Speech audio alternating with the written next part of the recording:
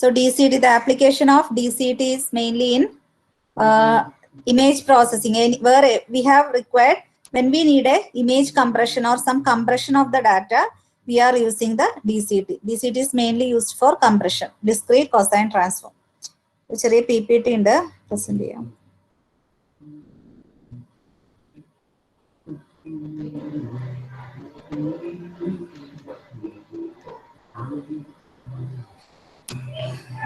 So we have DCT, discrete cosine transform, not sine, discrete cosine. So a DCT expresses a finite sequence of data points in terms of a sum of cosine functions oscillating at different frequency.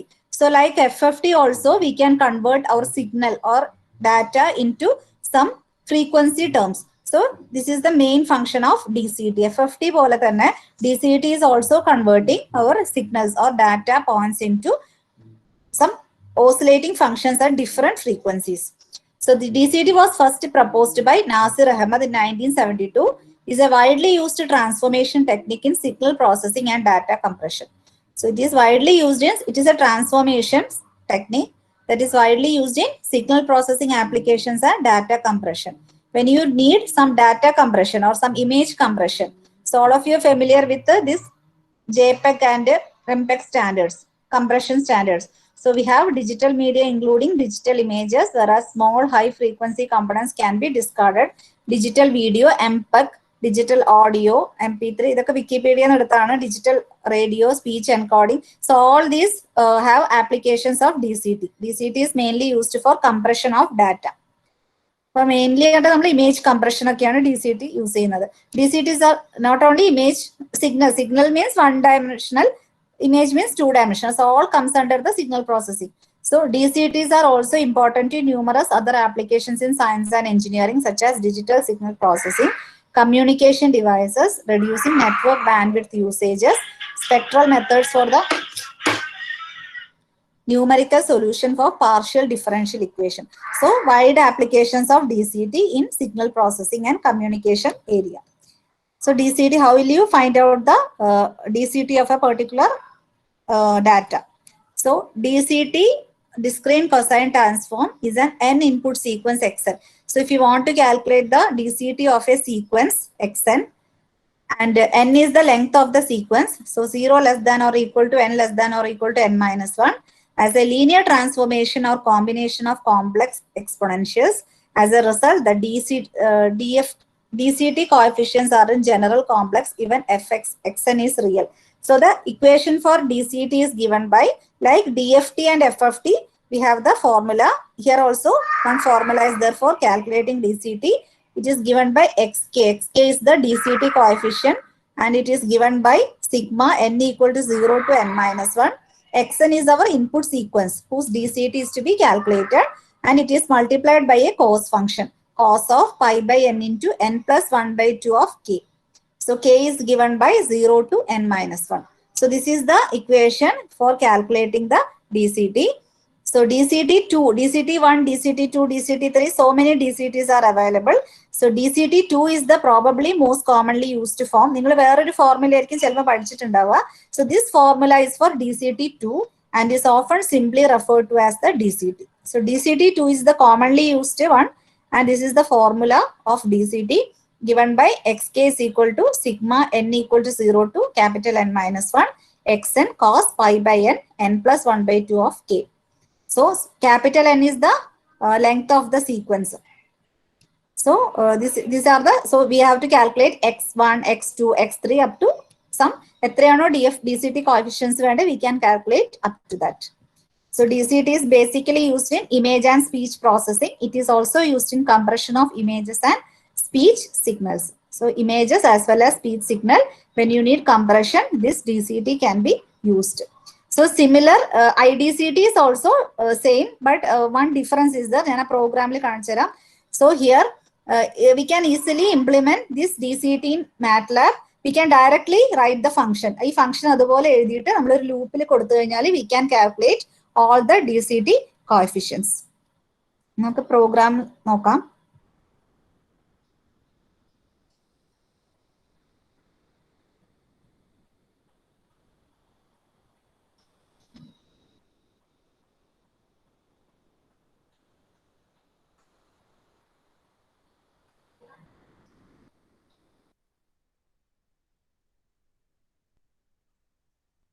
ഒരു minute, programme കാണുന്നില്ല, ഒരു minute.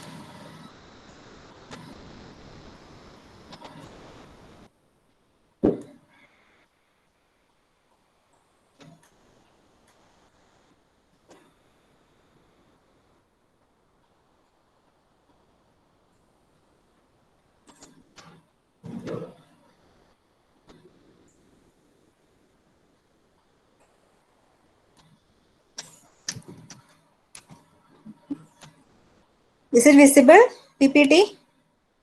MATLAB window is visible? Yes, Miss. So this is the program for DCT. Sinith sir ആണെങ്കിൽ ഓരോ programme step ആയിട്ട് execute ചെയ്ത് കാണിക്കണം. ഞാൻ ആ ഒറ്റ പ്രോഗ്രാമിലെ ഓരോ സ്റ്റെപ്പ് ആയിട്ട് പറഞ്ഞുതരാം. അപ്പം ഇങ്ങനെയാണെങ്കിലും നിങ്ങൾക്ക് പഠിക്കാം, മറ്റേതാണെങ്കിലും കുഴപ്പമില്ല, നിങ്ങൾ എന്തായാലും പഠിക്കണം. So first we have to calculate the DCT and its inverse. So we have the function close all and clear all. So clear. So all variables are cleared, the window is cleared. So we have L equal to 16. So L equal to 16 means it is the length of our data. 16 length 16 ഉള്ള ഒരു ഡാറ്റയാണ് നമ്മൾ use ചെയ്യുന്നത് for calculating the DCT. And we have n is equal to 32. So എത്ര coefficients calculate ചെയ്യണം? That is given by the capital N.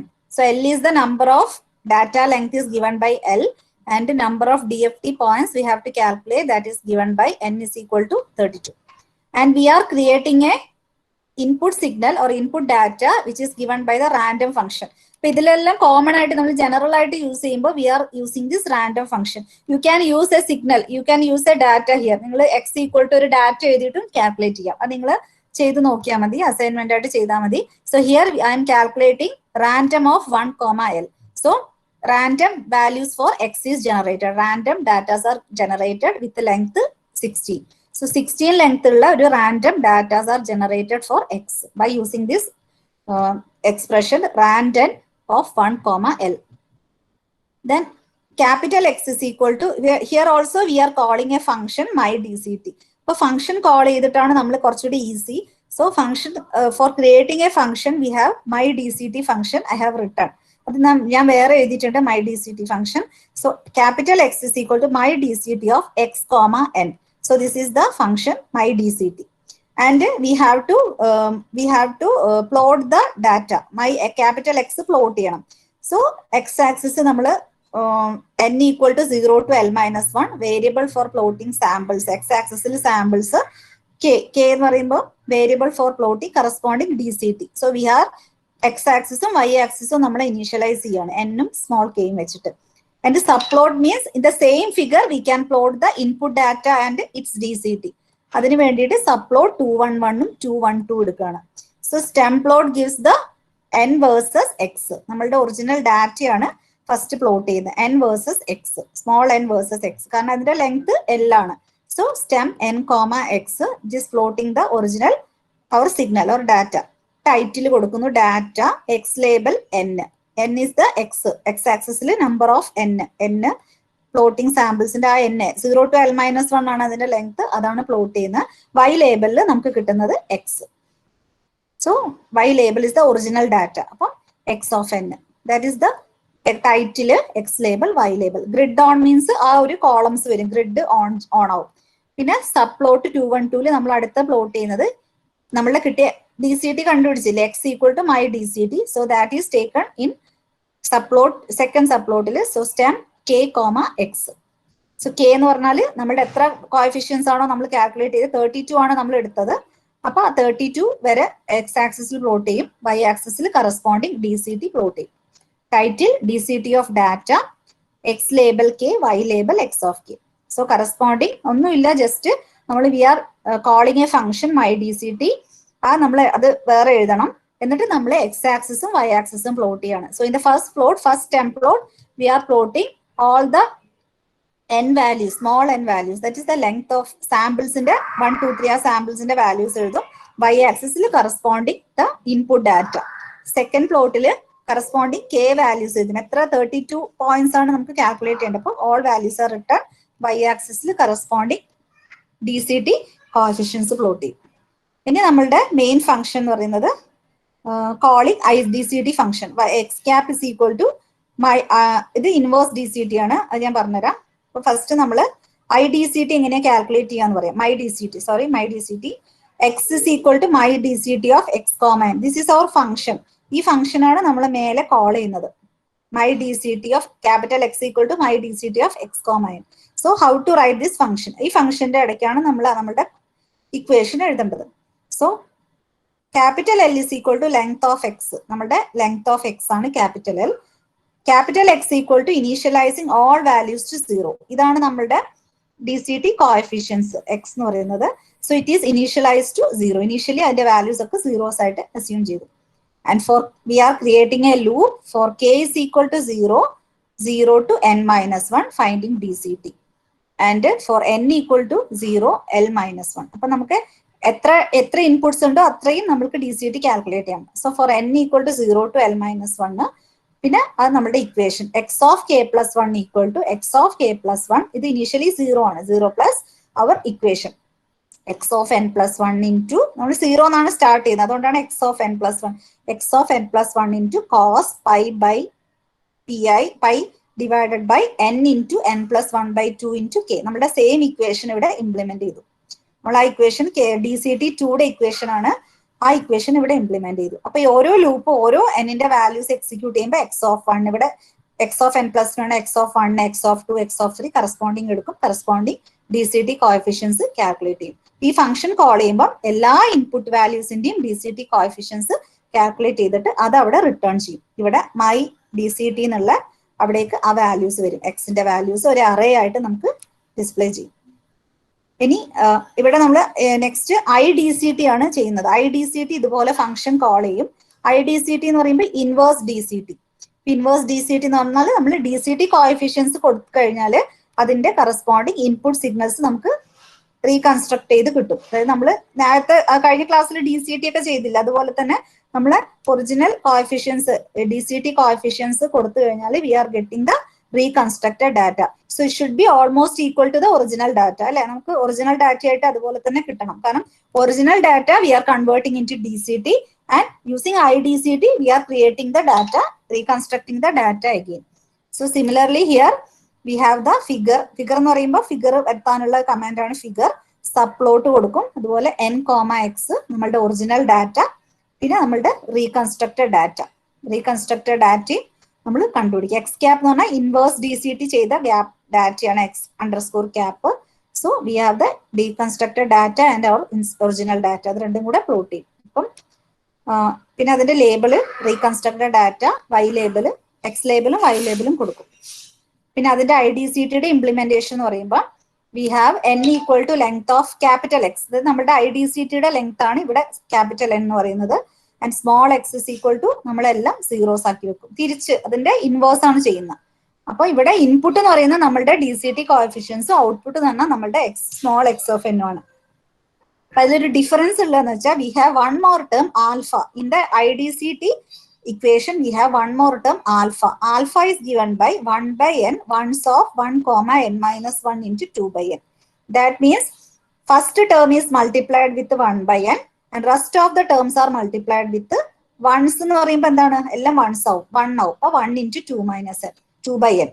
That is first term is only multiplied with 1 by n and rest of all the terms are multiplied with 2 by n. So that is the significance of alpha. So in the IDCT equation we have one more term alpha. So the equation is given by x of n plus 1 is equal to x of n plus 1. നേരത്തെ x of k ആയിരുന്നു, അതുവരെ inversely x of n plus 1 plus alpha into k plus 1 into same equation x of k plus 1 into cos pi by n into n plus 1 by 2 into k. Just ആ equation ഇവിടെ implement ചെയ്തു എന്നുള്ളൂ, വേറെ ഒരു കോംപ്ലിക്കേഷനും ഇല്ല. Just IDCTയുടെ ഇക്വേഷനും DCTയുടെ ഇക്വേഷൻസും ഇവിടെ direct ആയിട്ട് എഴുതി. But you have to remember that in the IDCT equation we have one term alpha of k plus 1. So alpha is given by all the term 1 by n into all others are multiplied. All the functions are multiplied with all the terms are multiplied with 2 by n. First term is only multiplied with 1 by n. ബാക്കി എല്ലാം 2 by n വെച്ച് multiply ചെയ്യാം. So this is about DCT and IDCT and I have to run the program.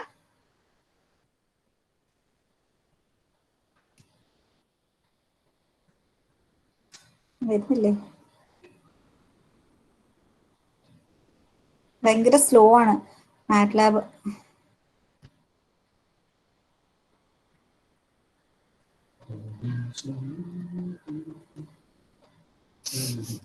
എന്ത് problem പറ്റിയോ?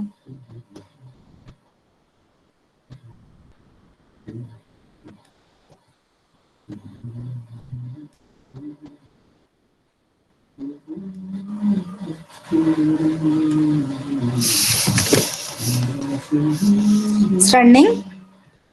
ഇതിന്റെ പ്രോഗ്രാമിൽ നിങ്ങൾ programme when you are saving the name of the program don't write DCT. അത് ചിലപ്പോൾ നമ്മൾ ഇതിൽ യൂസ് ചെയ്യുന്ന DCT എന്നൊക്കെയുള്ള ടേംസ് യൂസ് ചെയ്യുന്നതുകൊണ്ട് അത് ചിലപ്പോൾ എറർ കാണിക്കും. അപ്പൊ നമുക്ക് ഇതിലില്ലാത്ത പേര് വേണം നമുക്ക് സേവ് ചെയ്യാൻ. അപ്പൊ ഞാൻ ജസ്റ്റ് dc.m എന്ന് മാത്രമേ സേവ് ചെയ്തിട്ടുള്ളൂ.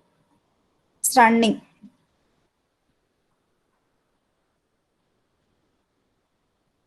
നിങ്ങൾക്ക് മാറ്റ്ലാബ് ഇൻസ്റ്റാൾ ചെയ്യാനുള്ള ഒരു മെയിൽ ഞാനൊരു മെസ്സേജ് ഇട്ട് കണ്ടില്ലേ?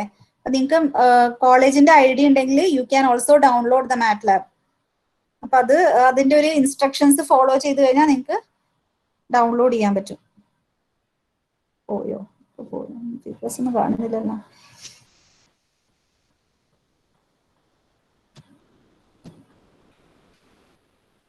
So this is the first one idalla. So this is the So this is the data. This is the original data. From 0 to 16 വരെയാണ് നമ്മൾ പ്ലോട്ട് ചെയ്തത്. അപ്പോൾ 0 to 15. So this is the data. Original data ആണ്. Random വെച്ചിട്ട് generate ചെയ്ത ഡാറ്റയാണ് x of n. And corresponding DCT of data is given by x of k. 0 to നമ്മൾ 32 something ആണ് എടുത്തത്.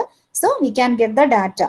Corresponding ഓരോ ഫംഗ്ഷനും x of n corresponding ആയിട്ടുള്ള DCT datas are plotted here. And using this is for DCT. And for IDCT, so this is the original data versus the reconstructed data. So random compare it is almost the same. So by using കാണുന്നില്ലേ? കാണുന്നില്ല. അയ്യോ ഒരു minute, അത് ഇനി share ചെയ്യേണ്ടി വരും. ഒരു minute.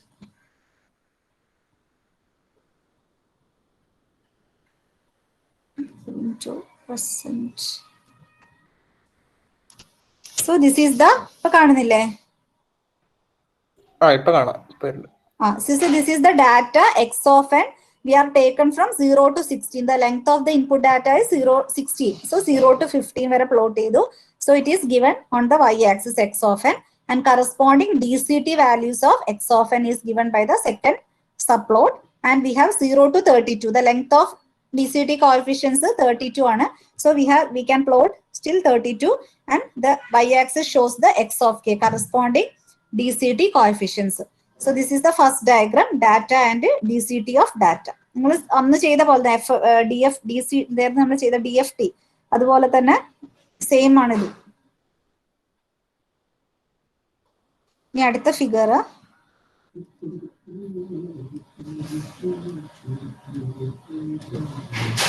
figure 2.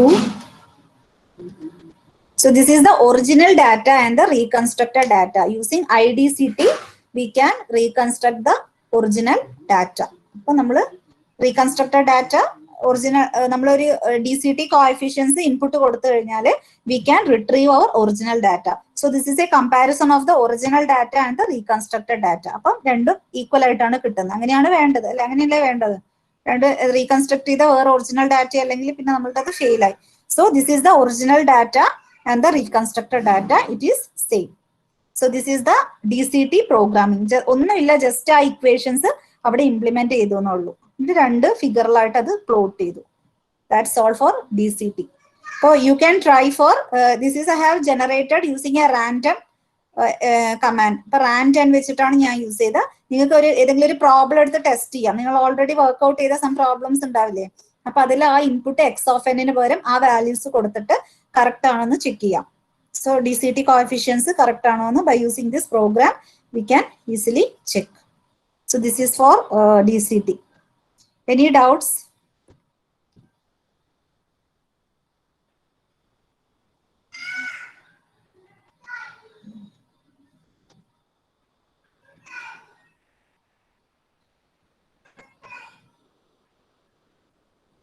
നിങ്ങൾക്ക് എല്ലാവർക്കും GCTCR ID ഉണ്ടോ? GCTCR ID അവൈലബിൾ ആണോ?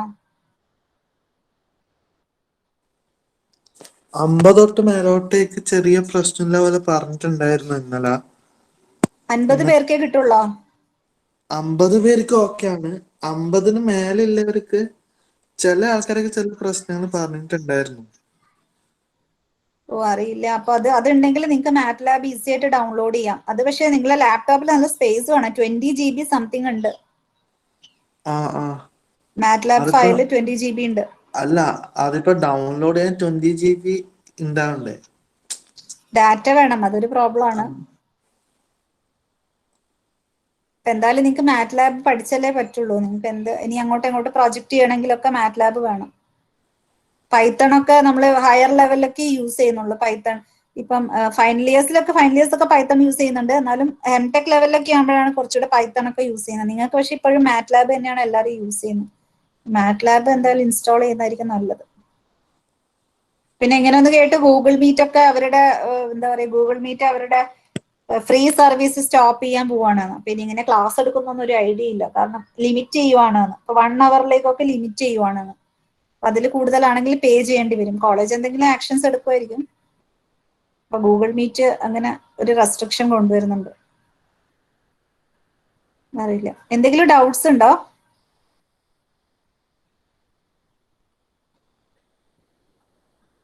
മാറ്റ്ലാബ് ഓൺലൈൻ യൂസ് ചെയ്താൽ പോരെ? മാറ്റ്ലാബ് ഓൺലൈൻ ഭയങ്കര സ്ലോ ആണല്ലേ എല്ലാവരും പറയുന്ന.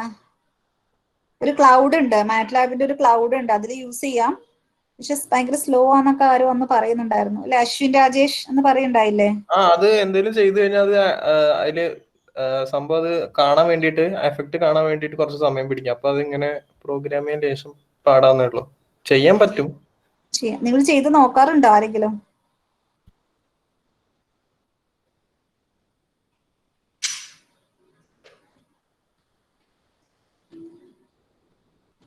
അഗിമേരി ഒക്കെ സുഖമല്ലേ? എവിടെയാണിപ്പം? Hello ma'am. എവിടെയാ ഇപ്പം? വീട്ടിലല്ലേ? എങ്ങനെയുണ്ട് അവിടെയൊക്കെ ഏരിയയില് കോവിഡ്? കുറച്ച് പേർക്ക് ഉണ്ട് ഇവിടെ അടുത്ത്. അങ്ങല്ലാണ്ട് ഇവിടെ വീട്ടിലൊന്നും കുഴപ്പമൊന്നുമില്ല.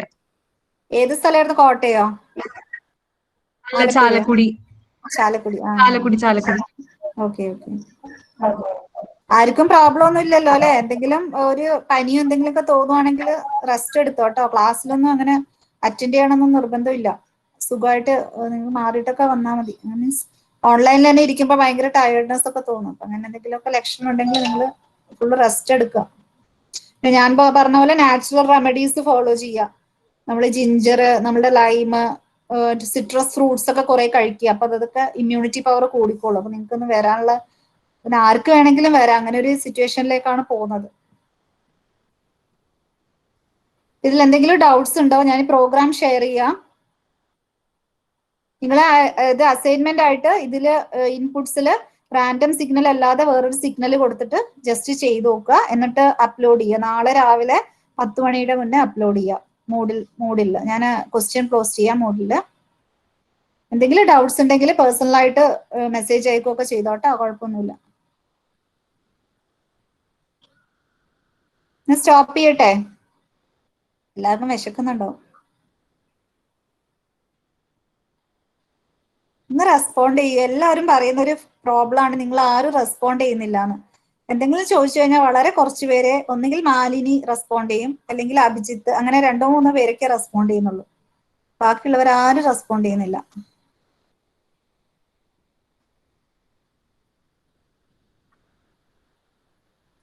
അതൊന്നും പറയുന്നില്ല.